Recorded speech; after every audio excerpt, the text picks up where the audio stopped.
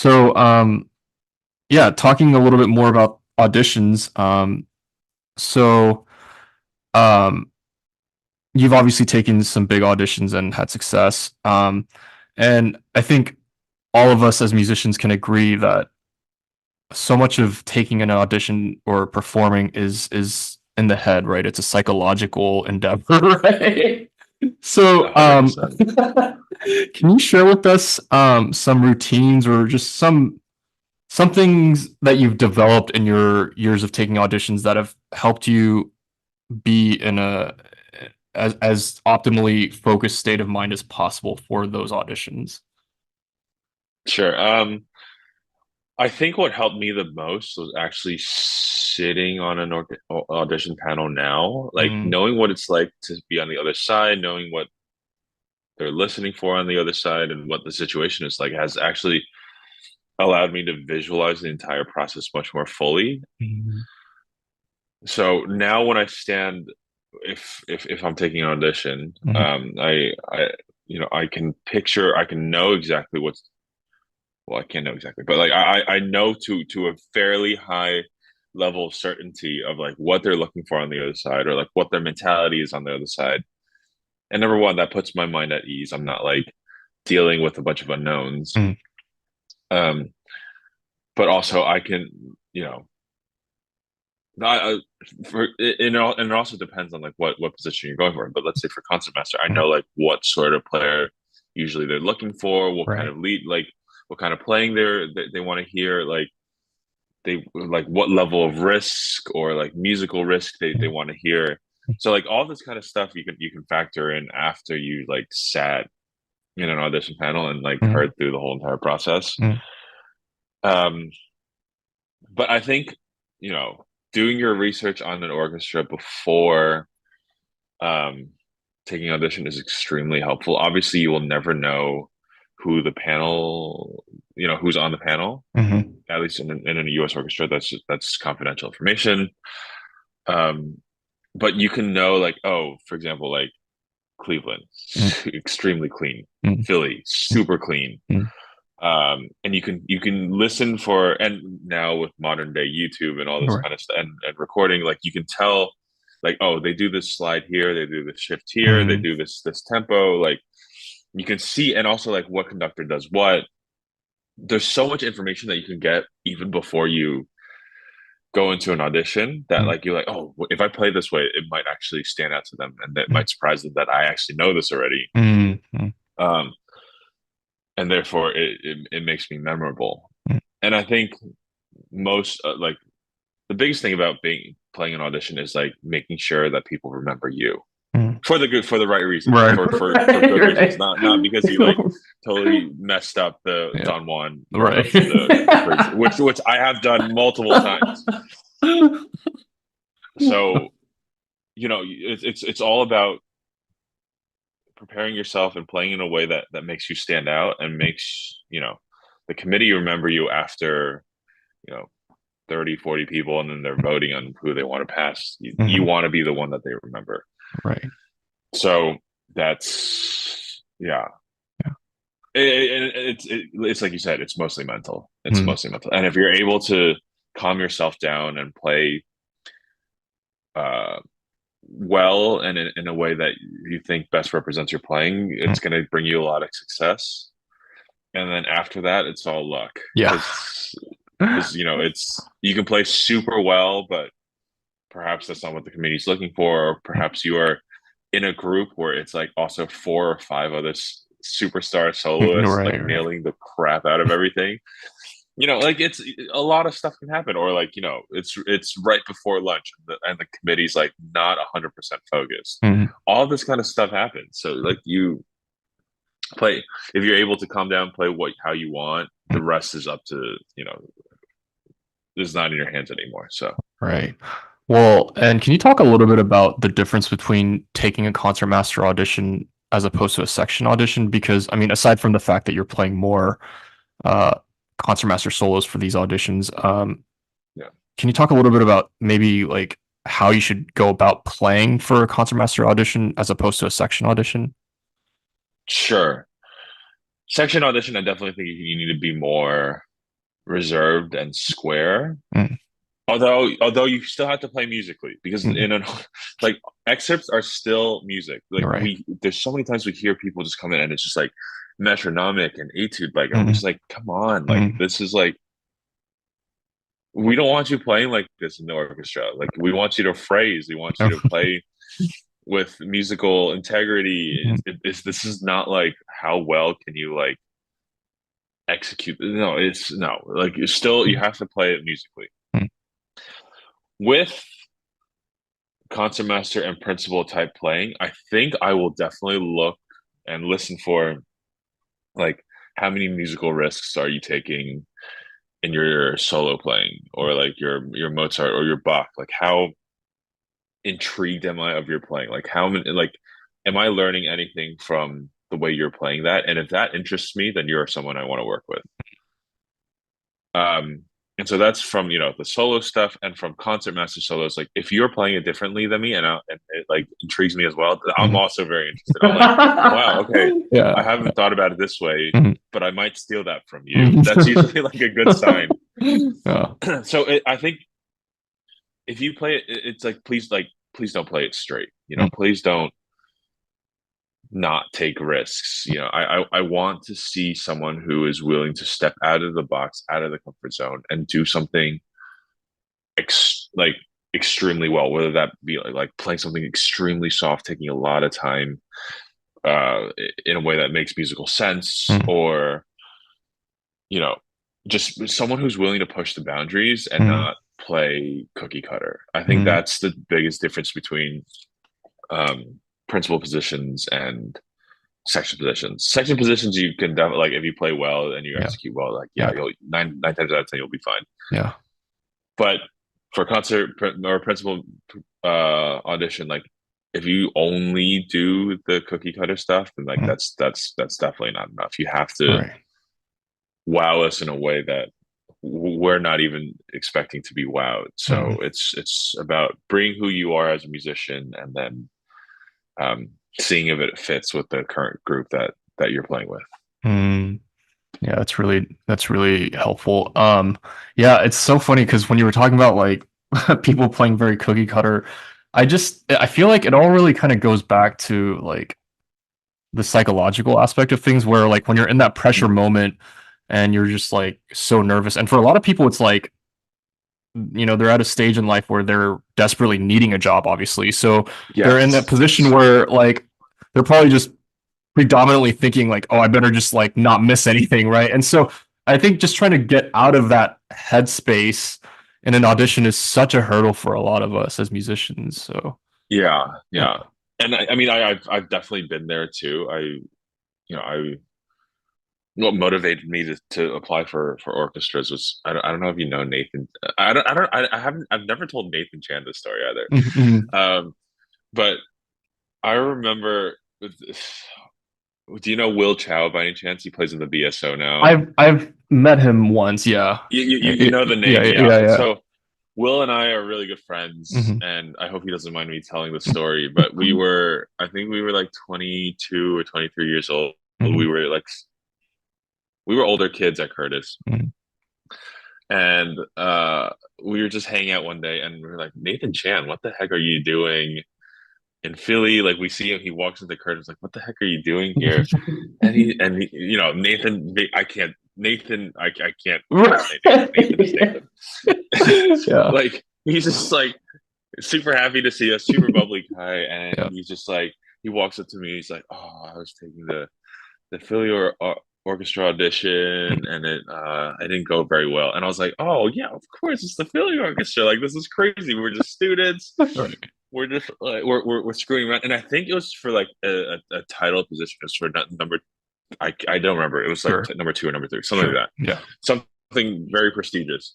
And we're just like, yeah, of course. This is like such a hard audition to get in. We're like 22 years old, Nathan. How can you like expect to like advance in an audition like this? And he's like, just kidding. I got to the finals or something. And we're just like, you little, like, are you kidding me? Oh my Like, gosh. first of all, super happy for the guy, but like, You're right. that was such a shock to my system that like Mm, someone who's my age Right.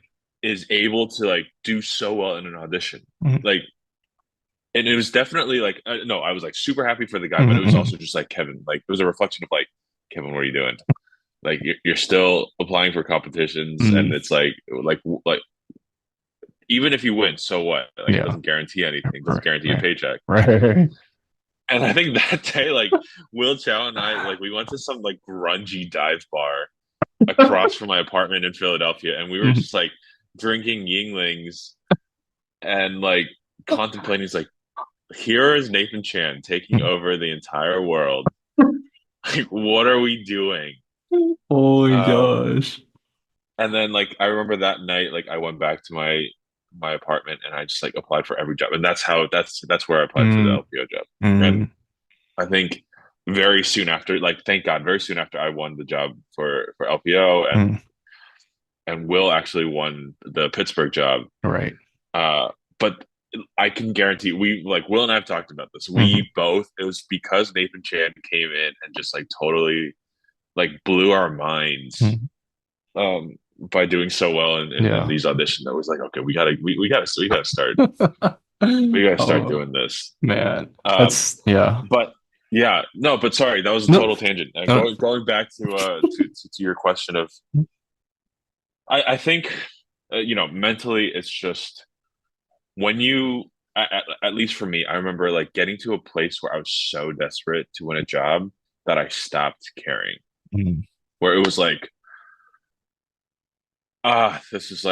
this is not going to work out. I might as well just enjoy this process because I don't know how much longer I can like go through this audition process. Like, I don't know how many more yeah. like panels I can play in front of. I don't know, Right. like this is pretty cool. Like I'm playing in like I don't know, like Houston or Minnesota, like on Mm, stage. Like I don't know how many more chances I will have to like perform on a stage like this. mm, And like even though this isn't an audition, I'm just going to enjoy my time because mm. like I don't know how many more opportunities like this I'm gonna get. Right. And it's usually in that moment when you do your best work because like you start just like playing for yourself and you start enjoying Yeah. and you stop thinking about like I have to play this piano, I have to retard here, I have to Mhm. I have to be extra spiccato here, I have to and all that goes out the window and it's like Mhm. okay, I'm just going to play music the way music's supposed to be played. Right. And then that's when you happen to do your best. Mm. And so I actually find usually in moments of desperation and despair Yeah. is when at least me like it's just like okay, the entire world melts away and it's just like, okay, you know what, just this is for yourself, Mhm. just play for yourself. And nine times out of ten that's when my best work happens. Yeah. I don't know if I'm not asking people to get to that dark of a level. But yeah, so because like that's like borderline giving up. It's like Right. I'm giving up. This is like Yeah. this just have one last fun with it. Just so Yeah. but there are also ways of like a lot of people like it's a taboo topic, but a lot of people take beta blockers. Yeah. Like Yeah. that's and whether that's a placebo or not, like either way it Yeah. helps. Yeah. And I'll just come out and say it, and like like a lot for very high pressure situations, I definitely take beta blockers myself. Sure. I don't think it's anything that should be taboo. Like Yeah. we just got to be truthful with Yeah. who we are. Like, Yeah. like I'm at an age where I'm I can't play. I don't have the dexterity of like 21-year-old Kevin anymore. Yeah. Whether I'm nervous or not, like I sometimes for the very soft piano spots, like I shake, Yeah. like I physically shake, Yeah. Yeah. and I don't want that. And like I'm gonna freak out if I shake. So like if I take like 2 to 5 milligrams of like whatever this miracle drug is, like that takes away the shake, and Right. also I freak out less. So Mm. like it's a win-win situation, and also like everyone else is taking it. So why Right. why wouldn't Right. I Right. level the playing field? So Right. Hey. so that's Well, it's funny. Nathan was a guest on the last episode, and just kind of having gotten a chance to talk with him, that story definitely sounds like right. something It's totally that Yeah, and he's Yeah. like the most charismatic. He's like the Right. most charismatic individual, and Right. he is like taking over the world. Yeah, And yeah. he's definitely he's a role model for a lot of Yeah. us. So Yeah, and I it's love kind of that cool he's embraced a sense of ambassadorship as a for musician. Like sure, he really for loves sure. to represent music in the most positive light. But no, I kind of want to touch a little bit on what you were talking before about the despair because I think, when you're in school, um you're kind of in this safe haven where which it should be obviously where you're just kind of told like, hey, like you do X, Y, and Z, you study with the right teacher and they'll help you and it's almost like to a fault because there's almost I mean unless you study with maybe certain teachers there's not like a sense of urgency that comes with school where I mean of course there's a clear like oh you graduate here but like there's no one's really saying like you really should try to like make it a goal to have something before you graduate, right? I mean, maybe subconsciously we all would like that, but I don't know because I think once you get out of school, it's so much harder to um like go out and take auditions. I mean, personally speaking, because it's just like Mhm. you're on your own, you're not playing for someone regularly. And obviously, if you don't have a job, then financially it can be difficult to take as many auditions as you want. So, Absolutely. I don't know. Yeah, I mean, I'm not saying that you and Will were like this, but I think it's almost like school can kind of give you a sense of comfort and complacency that isn't as Hmm. great as one might think. Yeah, No, but 100%, mm, 100%. And I think,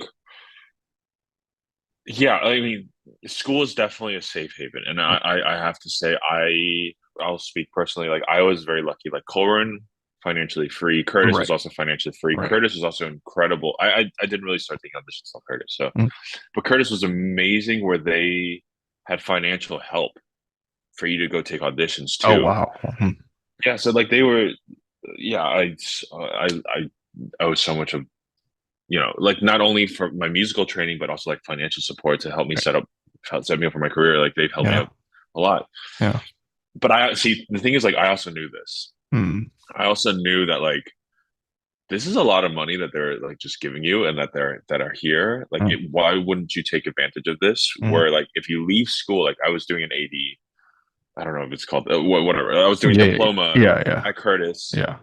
Um, if I leave, like that's on me. Mm, And also like I don't have very much money. Like when I mm. was a student, I didn't have much. Like Right, it's so expensive to take like a flight. Like right. and you're a cellist, Yeah, right? yeah, yeah, Yeah, yeah. like you have to do two tickets and I'm complaining about Right, one. right. So I think I was very aware and Will was as well that like, oh shoot, like if we don't take advantage of this now, if we don't have Mm, something set up, like one, we might have to take a gap year or like we have to just like kind of fend for ourselves doing freelance gigs and it's a very uncertain lifestyle and like yeah, my whole entire thing about wanting to play in an orchestra is because the paycheck was steady so like yeah, it almost goes completely against what I like everything that I want which is like yeah. stability in my life Right. um and so I definitely took advantage of like every program that was available Mm, and I made it a goal. It's like I need a job before I mm. graduate. I need a job That's before I yeah, graduate. yeah. Um and and yeah, and but also it's not a lot of teachers and especially in institutions these days are just like, oh no, you have to don't think about orchestra now. You'll get it Mm, later. Just like yeah. just keep so. I think that is the worst advice you can Mm, give a yeah. student. These it's so not practical. Mm, Like there's these schools, I'm not gonna name any sure.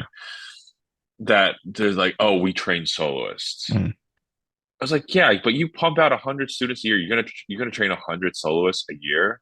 Like this it's not feasible. right, right. And yet, like they put next, like when I was there, there was like next to no emphasis on orchestral training. Like Mm, I've never taken at that time, I didn't take a like orchestral rep class or anything, Mm, and I really wish I had that opportunity. mm. So I I wish students would push more, about with their students to do auditions and to like explore the side of orchestra. Like for example, like I don't know, so many people would be like, "Oh, I don't want to be an orchestra musician." Yeah, Like, where yeah. did this come? Where did this come from? Right. Where it's like, "Oh, it's not cool to play an orchestra." It's like, like I love it. Like, Right, right, um, but I feel like there's this stigma around like, oh, if you play an orchestra, you've like you didn't make it or something. right.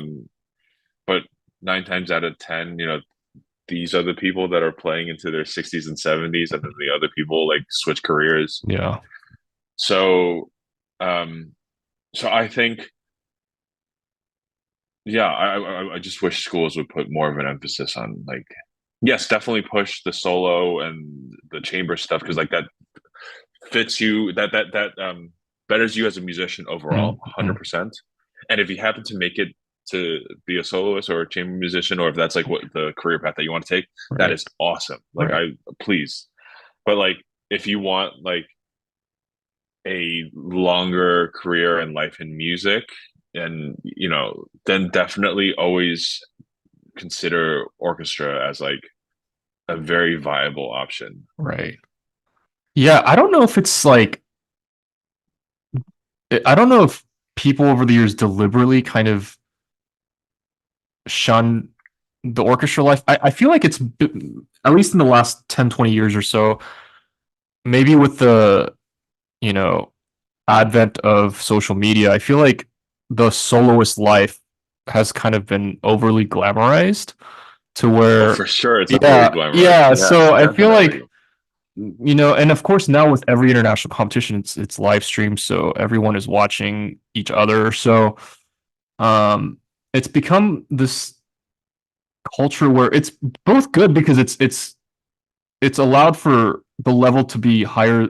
Like we've never had like such high level playing, I would say, Yeah, objectively yeah. speaking, than we have now. So in that sense, it's been great, but it's also not realistic because, like you said, there's only so many, you know, gigs that a soloist can like. There's so many gigs that are out there for soloists. So not everyone is going to have those opportunities, and it's really like winning a lottery. Like it's not like Hmm. one thing that leads to you being a Yep, soloist. Like there's so a many hundred different percent. factors. So yeah, Yeah, and a lot yeah, of times the soloists that are on the circuit today like didn't win a competition. sure, yeah, And yeah, even if you win a competition, it doesn't guarantee that you're going to have a successful solo career. mm, So, yeah, and there are so many there's so many like instances of like principal players in an orchestra who are mm, now soloists, mm, or vice versa. right, Uh, so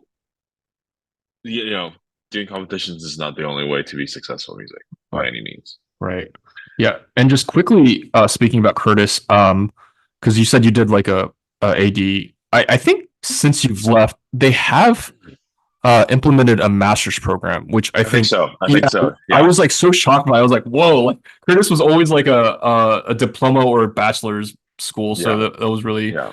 interesting to see that. Yeah.